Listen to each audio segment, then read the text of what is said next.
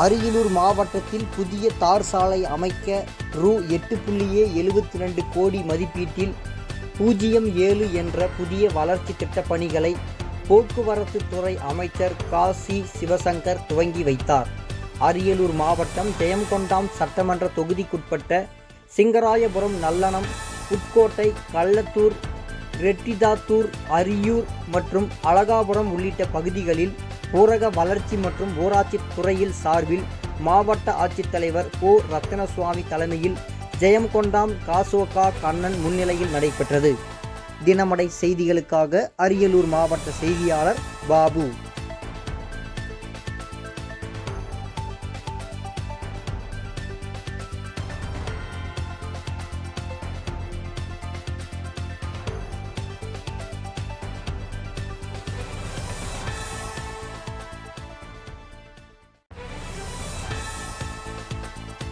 போல் சுவாரஸ்யமான செய்திகளை தெரிந்து கொள்ள நமது தினமடை யூடியூப் சேனலை சப்ஸ்கிரைப் செய்யுங்கள்.